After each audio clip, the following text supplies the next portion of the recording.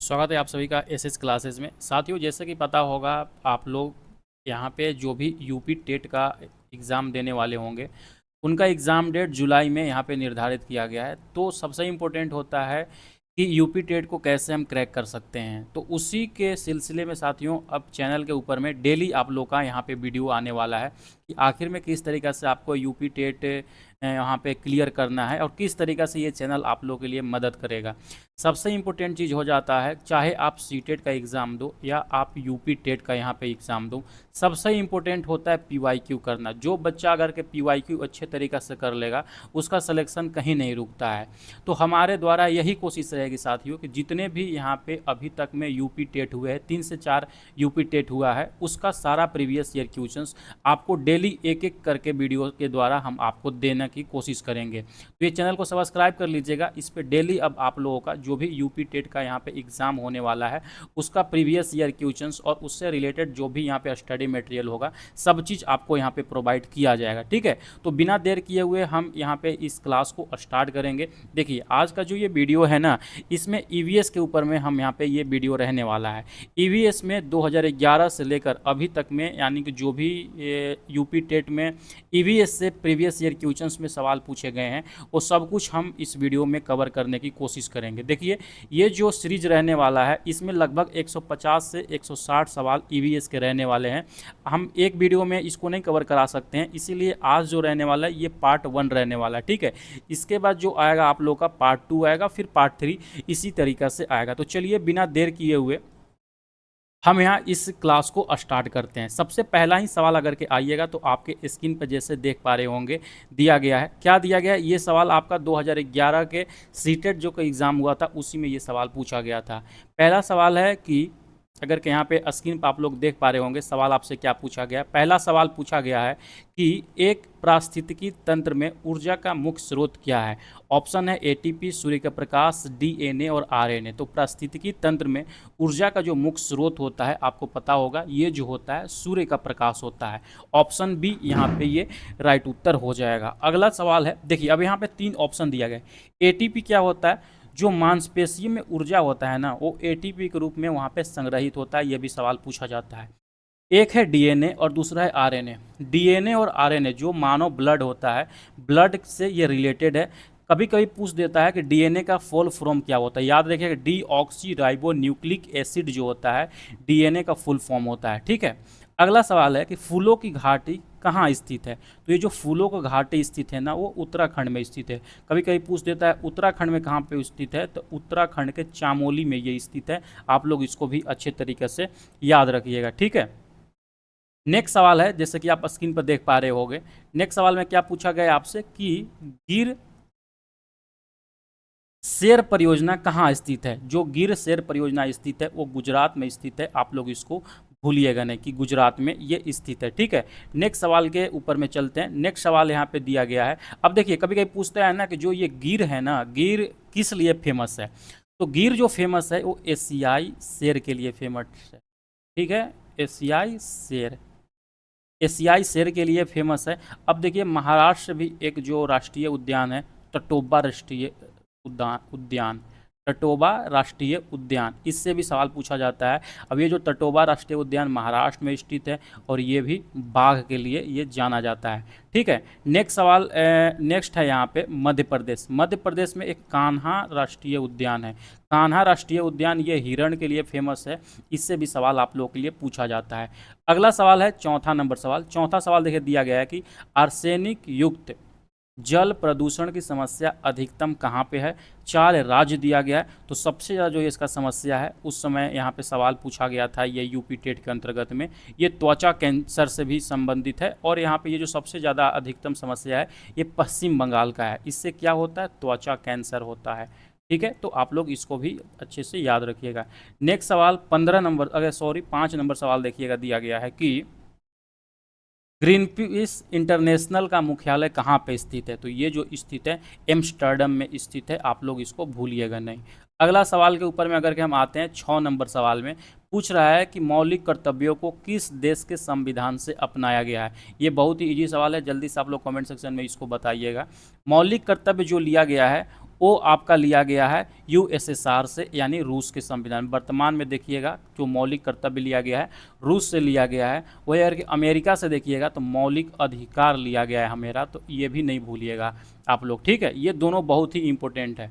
जो रूस के संविधान से मौलिक कर्तव्य लिया गया था, ये जो 42वां संविधान संशोधन 1976 के अंतर्गत में आया था, उसके द्वारा एक स्वर्ण सिंह समिति है। कौन सा समिति? स्वर्ण सिंह समिति के द्वारा भारतीय संविधान के भाग 4 के ए में इसको अपनाया गया था। तो ये सारा जो फैक्ट है आप लोग याद रखिएगा, सवाल इससे पूछा जाता है। 7वां नंबर सवाल देखिए क्या पूछ रहा है कि निम्नलिखित में से कौन सा जैवमंडल का एक अजैविक घटक है। सबसे पहले देखिएगा दो चीज होता है, एक होता है जैविक घटक और दूसरा होता है अजैविक घटक, ठीक है।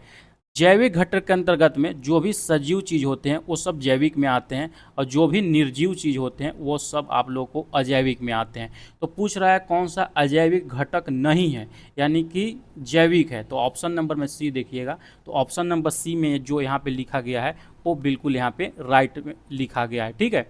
नेक्स्ट सवाल की तरफ बढ़ते हैं। नेक्स्ट सवाल में जैसे ही आइएगा, नेक्स्ट 8 नंबर सवाल है। 8 नंबर सवाल क्या कह रहा है कि एलपीजी के लिए क्या सही नहीं है।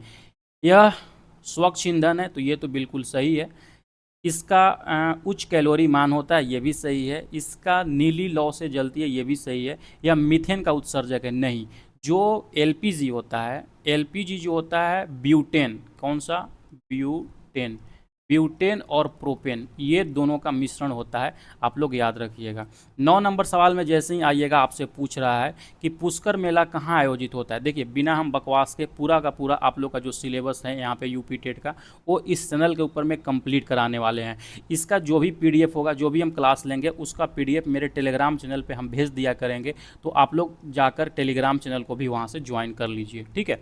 पुष्कर मेला कहाँ पर आयोजित होता है, तो ये जो आयोजित होता है ये अजमेर में होता है।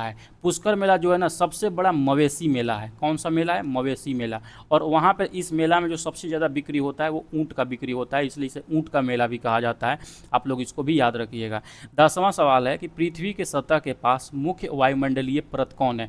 पृथ्वी के ऊपर में यानी कि आसमान में जैसे ही सबसे पहला जो परत आता है वो होता है क्षोभ मंडल। ऑप्शन नंबर बी को यहाँ पे लॉक कीजिएगा, ये आप लोग का राइट उत्तर हो जाएगा। मौसम की जो भी घटनाएं होती है, सारा मौसमी घटनाएं जो होती है इसी परत में होती है, क्षोभ मंडल में होती है। बहुत ही इंपॉर्टेंट है, आप लोग इसको भूलिएगा नहीं। अगला सवाल है यहाँ पे 11 नंबर सवाल कि सरिस्का राष्ट्रीय उद्यान कहाँ पे स्थित है। तो जो सरिस्का राष्ट्रीय उद्यान स्थित है वो ऑप्शन नंबर बी देखिएगा, तो ये गुजरात में स्थित है। ये किस लिए फेमस है, तो ये बाघ के लिए फेमस है। अब सवाल गुजरात से, यहाँ पे सॉरी, यहाँ पे गुजरात मैंने टिक कर दिया, इसको यहाँ पे मिटा दीजिएगा। गुजरात से नहीं, ये राजस्थान से फेमस है, ठीक है। सरिस्का राष्ट्रीय उद्यान कहाँ पे है, तो ये राजस्थान में। अब देखिए ना, राजस्थान से 2-3 जो राष्ट्रीय उद्यान है और सवाल पूछा जाता है, जैसे रणथंभौर।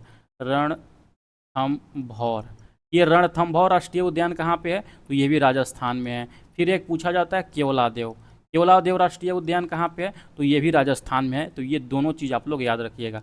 12वां सवाल देखिए, पूछ रहा है कि निम्नलिखित में से कौन सी एजेंसी मुख्य रूप से भारत में प्रदूषण की माप करता है। तो जो यहाँ पे प्रदूषण की माप करता है भारत में, केंद्रीय प्रदूषण नियंत्रक बोर्ड, यानी कि ऑप्शन नंबर बी में जो दिया गया है central pollution control board, CPCB, ये नियंत्रित करता है प्रदूषण को। इसका स्थापना जो हुआ था 1974 में हुआ था। अब इसी के रिलेटेड एक एनजीटी होता है, नेशनल ग्रीन ट्रिब्यूनल। ये भी सवाल पूछा जाता है कि इसकी स्थापना कब हुआ था, तो एनजीटी की स्थापना 2010 में हुआ था, और इसका जो मुख्यालय है दिल्ली में इसका मुख्यालय है। आप लोग याद रखिएगा, सवाल भर भर के पूछा जाता है हमेशा, ये एनजीटी के बारे में ये सवाल पूछा जाता है।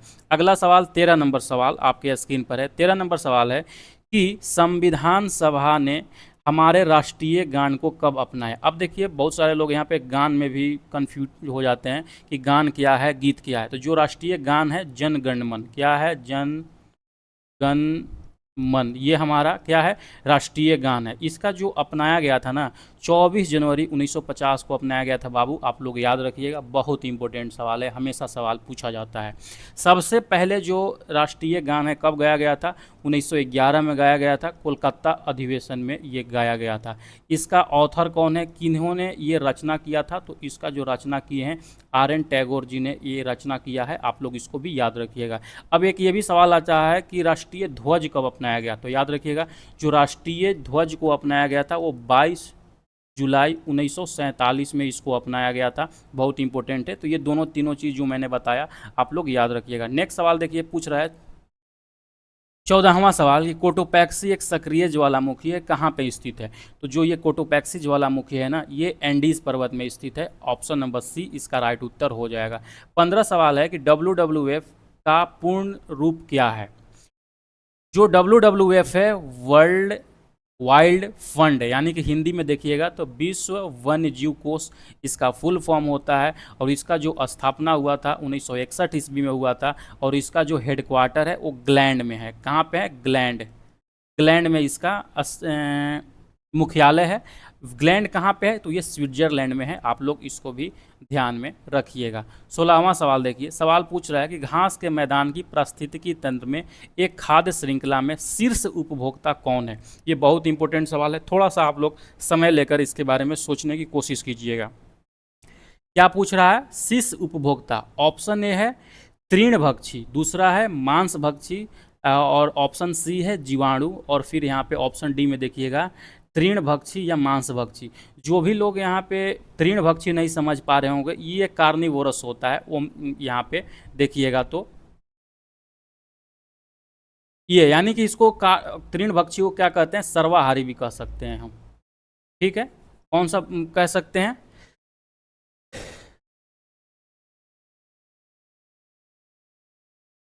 तृणभक्षी को। ठीक है, तो ऑप्शन पूछ रहा है कि शीर्ष उपभोक्ता कौन है। तो जो शीर्ष उपभोक्ता होगा आपका ना, मांसाहारी होगा। अब देखिए यहाँ पे लोग ये कंफ्यूज करेंगे कि इसमें शीर्ष उपभोक्ता हमारा प्राथमिक उपभोक्ता होता है। नहीं, अगर से आपसे पूछे कि इसमें प्राथमिक उपभोक्ता कौन होता है, और ये सवाल पूछ दे कि आपसे शीर्ष उपभोक्ता क्या होता है, तो प्राथमिक उपभोक्ता हमेशा शाकाहारी होता है। ठीक है, और वही अगर शीर्ष उपभोक्ता आपसे सवाल पूछे तो हमेशा यह मांसाहारी होता है। आप लोग ये दोनों में कंफ्यूज नहीं होइएगा, हमेशा ये मांसाहारी यहाँ पे सही लगाइएगा अगर के शीर्ष उपभोक्ता पूछे।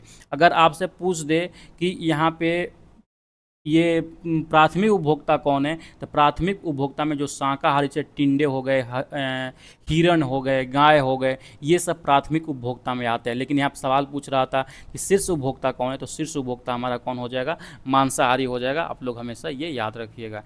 17 सवाल है, डॉट से गंगा नदी निकलती है। तो गंगा नदी कहाँ से निकलती है, तो ये बाबू गंगोत्री से निकलती है। ये हमेशा आप लोग याद रखिएगा। नेक्स्ट सवाल आता है 18 नंबर सवाल की वन्य जीव संरक्षण अधिनियम कब पारित किया गया। तो जो वन्य जीव संरक्षण अधिनियम पारित किया गया, ये पारित किया गया था 1972 ईस्वी में। अब इससे देखिए 2-3 सवाल और याद रखिएगा। पर्यावरण संरक्षण अधिनियम, पर्यावरण संरक्षण अधिनियम कब पारित किया गया था, तो ये पारित किया गया था 1986 ईस्वी में। अगर आपसे पूछे कि वन संरक्षण अधिनियम कब पारित किया गया था, तो वन संरक्षण अधिनियम जो पारित किया गया था 1980 ईस्वी में किया गया था। ये दोनों चीज़ आप लोग याद रखिएगा, और यही तीनों से सवाल बार बार यहाँ पूछा जाता है। प्रोजेक्ट टाइगर भारत में कब प्रारंभ किया गया था, तो ये जो प्रोजेक्ट टाइगर है ना, ये भारत में यहाँ पे 1973 ईस्वी में किया गया था। 1 अप्रैल 1973 ईस्वी में इसको प्रारंभ किया गया था। अंतर्राष्ट्रीय न्यायालय का मुख्यालय कहाँ पे है, तो अंतर्राष्ट्रीय न्यायालय का जो मुख्यालय है ये हेग में स्थित है। आप लोग याद रखिएगा। इसकी स्थापना कब हुआ था, तो 1945 ईस्वी में इसका स्थापना हुआ था। वर्ल्ड ट्रेड सेंटर यानी कि यहाँ पे WTO का मुख्यालय कहाँ पे, तो ये जिनेवा में है। याद रखिएगा। न्यूयॉर्क में किसका मुख्यालय है, तो न्यूयॉर्क में UNO का मुख्यालय है। अगर आपसे पूछे कि पेरिस में किसका मुख्यालय है, तो वो मुख्यालय है यूनेस्को का। आप लोग ये तीनों चारों फैक्ट जो है याद रखिएगा। अगला सवाल आता है 21 नंबर की कार्बी आंगलोंग पठार किसका विस्तार है। तो ये जो विस्तार है ना, ये विस्तार है किसका, प्रायद्वीपीय पठार का इसका विस्तार है। आप लोग याद रखिएगा। और जो प्रायद्वीपीय पठार है ये किसका विस्तार है, तो ये दक्कन का पठार का यहाँ पे विस्तार है। ये तीनों चारों चीज़ याद रखिएगा। अगला 22 नंबर सवाल है कि सर्वप्रथम अनुच्छेद 1956 का उपयोग कब और कहाँ किया गया था। अगर कि आप ऑप्शन में देखिएगा तो दिया गया है बिहार 1958, जम्मू कश्मीर 1956, केरल 1959 या मध्य प्रदेश 1957। क्या पूछ रहा है कि अनुच्छेद 356। सबसे पहले ये आपको जानकारी लेना चाहिए कि 356 किससे संबंधित है। भारत में जो आपात उपबंध हैं, यानी कि जो आपातकाल लगाया जाता है, वो 3 अनुच्छेद के द्वारा लगाया जाता है, 352, 356 और 360। तो आपसे पूछ रहा है 356 सबसे पहली बार कहाँ पे लगाया गया था। अगर कि नॉर्मली देखिएगा ना बाबू, तो सबसे पहले जो यहाँ पे 356 लगाया गया था, पंजाब के अंतर्गत में लगाया गया था 1951 ईस्वी में। लेकिन ऑप्शन में तो पंजाब है ही नहीं। लेकिन उसके बाद अगर देखिएगा केरल में 1959 में लगाया गया था। इसीलिए ऑप्शन नंबर सी यहाँ पे ये राइट उत्तर हो जाएगा।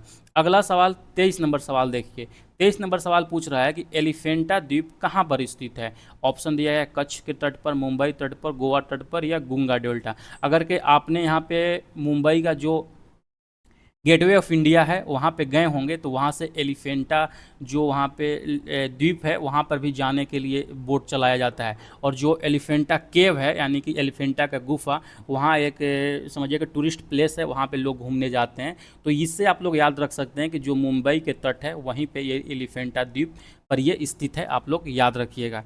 ठीक है, नेक्स्ट सवाल की तरफ बढ़ते हैं। नेक्स्ट सवाल में जैसे ही आइएगा आपसे एक सवाल पूछा गया है, ये मिलान करने वाला सवाल है। दिया गया है कि सूची 2 के साथ में सूची 1 की तुलना करने के बाद सही कूट लिखे।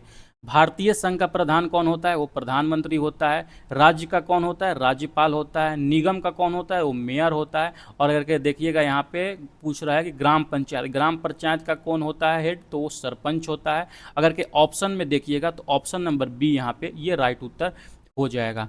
25 नंबर सवाल है कि भिलाई संयंत्र इस्पात में स्थित है, ये कहाँ पे स्थित है, ये सवाल आपसे पूछ रहा है। ठीक है, तो ये जो भिलाई स्थित है ना, ये आपका छत्तीसगढ़ में स्थित है, ऑप्शन बी में।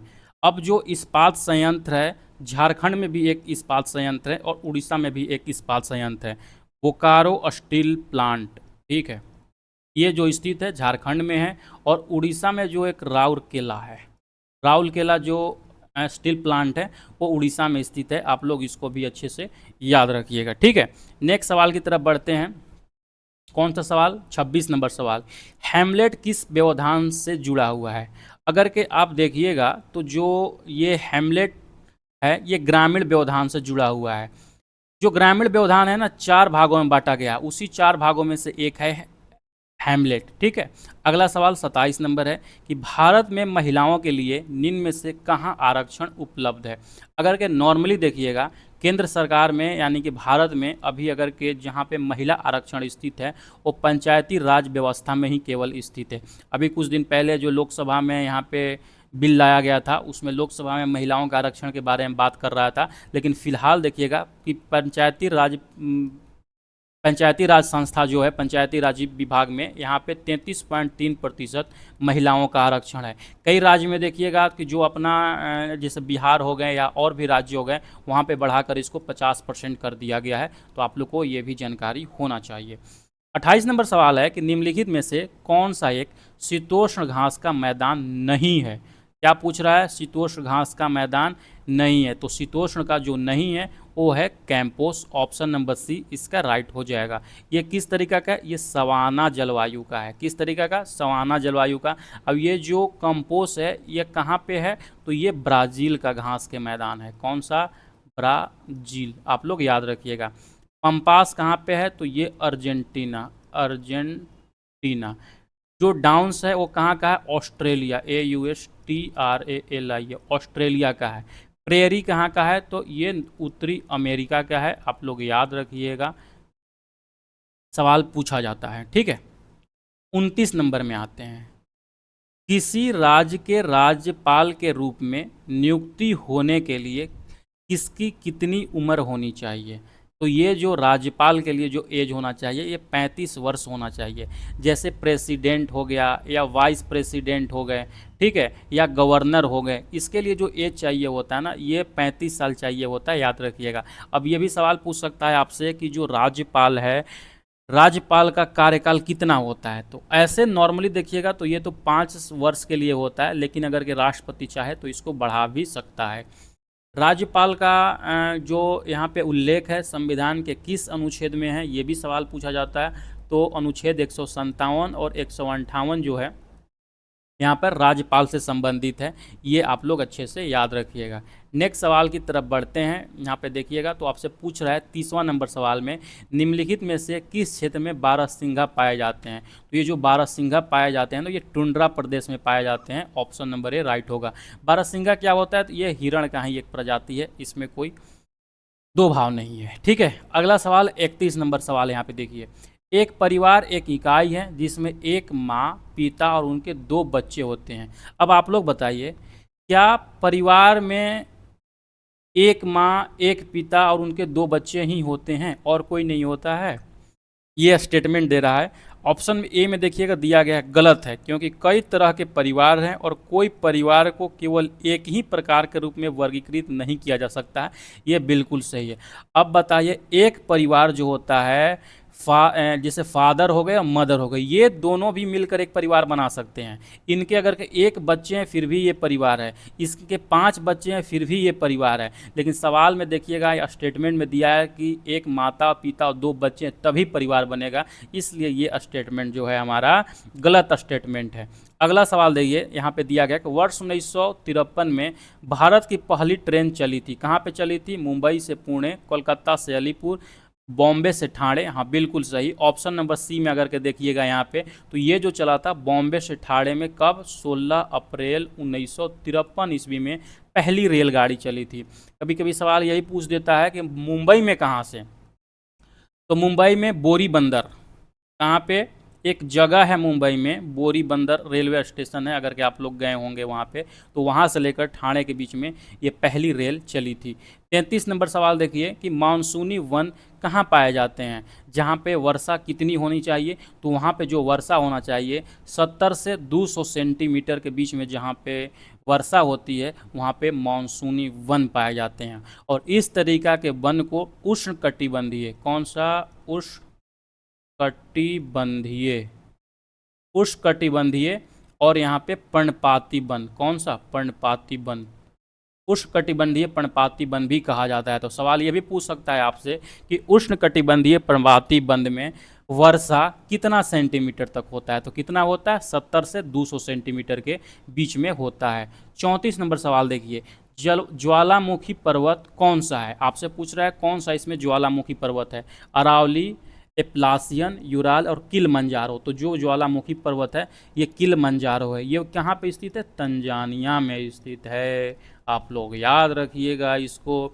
अरावली कहाँ पे है? तो ये तो भैया भारत में है। यूराल कहाँ पे है? तो ये हमारा एशिया और यूरोप, ये दोनों का बॉर्डर बनाता है यूराल पर्वत।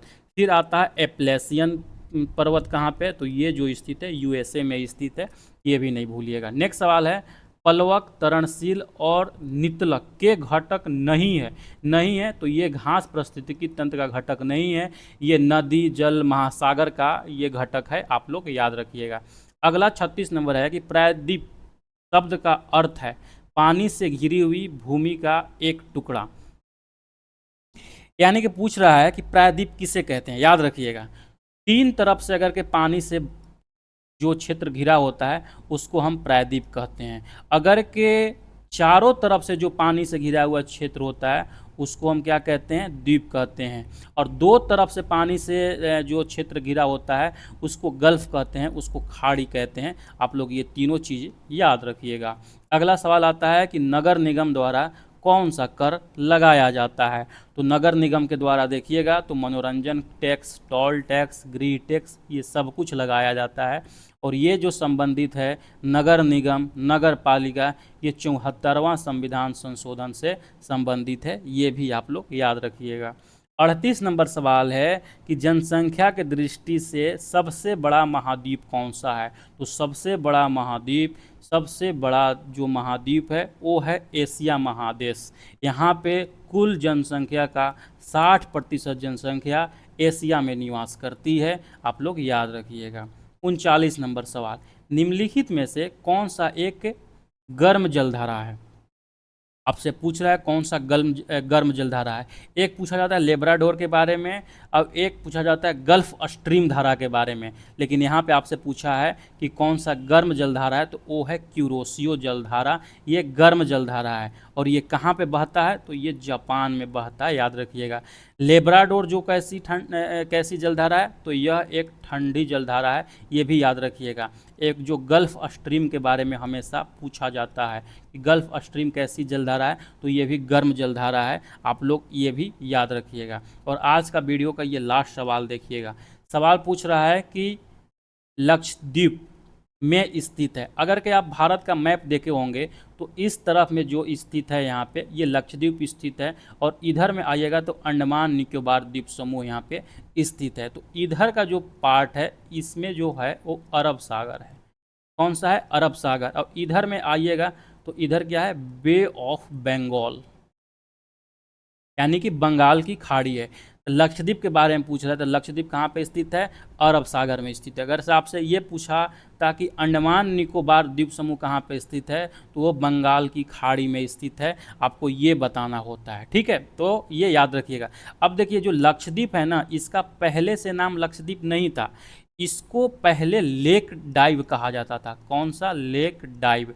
लेकिन 1973 ईस्वी में इसका नाम बदलकर लक्षद्वीप कर दिया गया था।